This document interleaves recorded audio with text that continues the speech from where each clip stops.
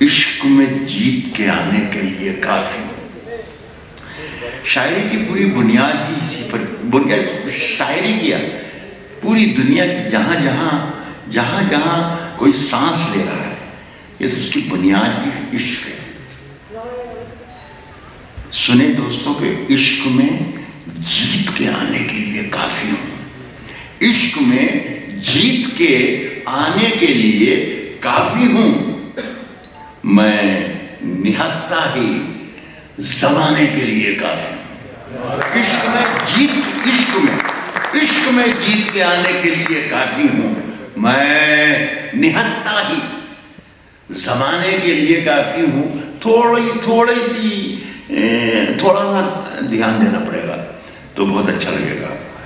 میں نہتا ہی زمانے کے لیے کافی ہوں. صرف ایک بار میری نیند کا یہ جال کٹے. صرف ایک بار میری نیند کا یہ جال کٹے. بس یہ بتا دینا کہ میرے سامنے 1115 نہیں مطلب 15,000 لوگ بیٹھے ہوئے ہیں.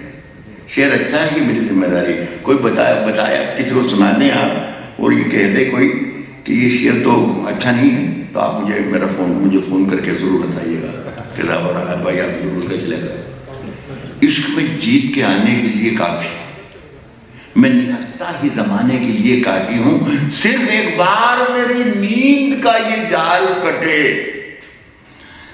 جاگ جاؤں تو جگانے کے لیے کافی ہوں. صرف ایک بار میری نیند کا یہ جال کٹے. شکریہ. صرف ایک بار میری نیند کا یہ جال کٹے. جاگ جاؤں تو جگانے کے لیے کافی ہوں. ایک اخبار ہوں. ایک اخبار ہوں.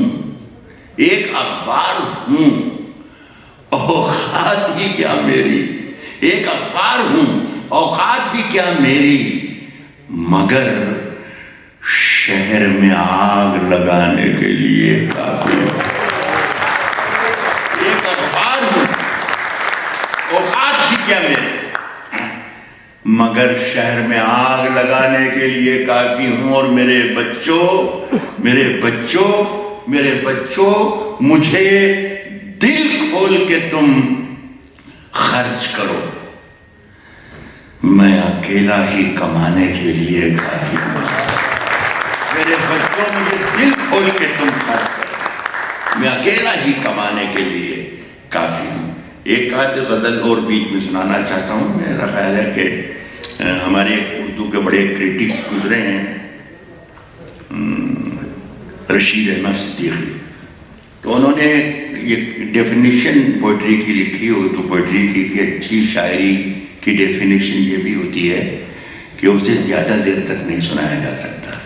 تو میں چاہتا ہوں کہ آپ لوگوں کو پریشان بھی نہ کروں. بس ہلکا 2-4 شعر ادھر ادھر سے سنا کر پھر میں آپ سے اجازت چاہوں گا.